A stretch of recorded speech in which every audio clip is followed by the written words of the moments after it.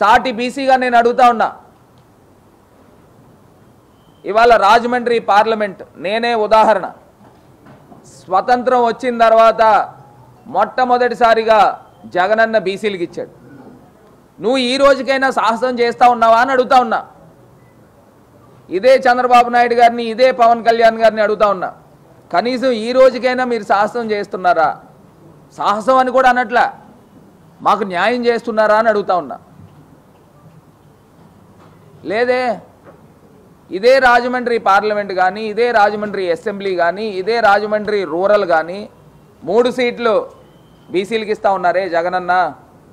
మరి మీరెవరికి ఇస్తున్నారండి? బీసీలకు ఒకటే ఇస్తున్నట్టు ఉన్నారు 3 ఆటల్లో. మరి దీన్నే నా అంటారు బీసీలకు న్యాయమని. ఇవాళ చంద్రబాబు నాయుడు గారికి కానీ, పవన్ కళ్యాణ్ గారికి కానీ ఓపెన్ ఛాలెంజ్ చేస్తూ ఉన్నా.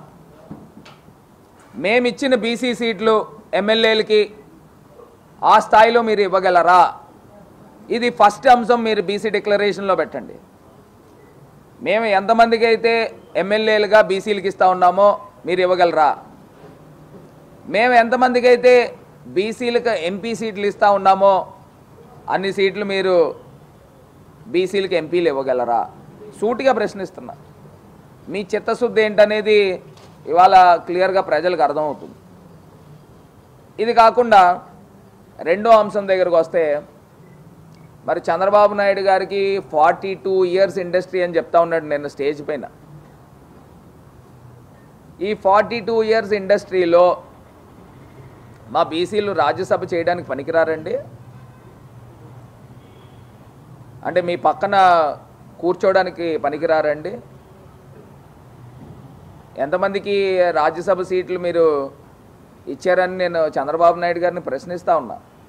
ఒకరికైనా ఇచ్చారా అని అడుగుతా ఉన్నా.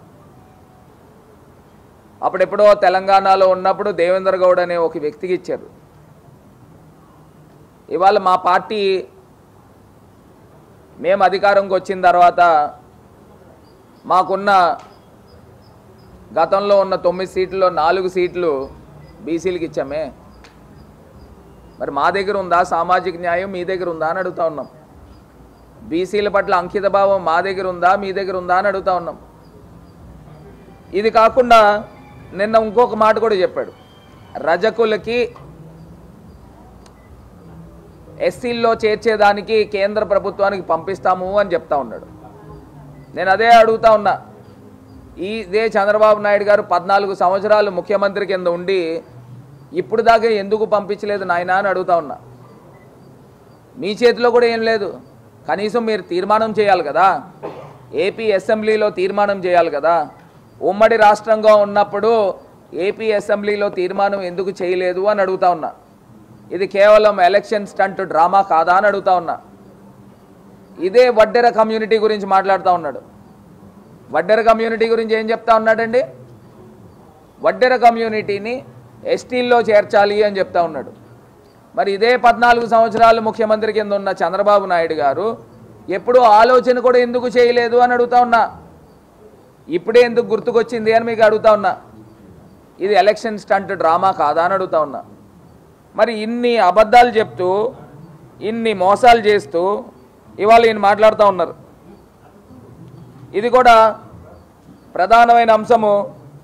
33% స్థానిక సంస్థల్లో బీసీలకి మేము స్థానం కల్పించాము అని చెప్తా ఉన్నారు. మేము 10% తగ్గించేసామని చెప్తా ఉన్నారు, 23%. నేను ఇదే అడుగుతా ఉన్నా. ఇదే స్థానిక సంస్థల్లో మేము బీసీలకి ఎన్ని సీట్లు ఇచ్చాము, మీరు బీసీలకి ఎన్ని సీట్లు ఇచ్చారు? పోనీ కోర్టు ఆర్డర్ వలన ఆ రోజు 23%కే కోర్టు కుదిచ్చింది కాబట్టి, అయినప్పటికీ కూడా జగనన్న ఒక అడుగు ముందుకు వేసి ఆయన చేసిన కార్యక్రమం ఏంటండి?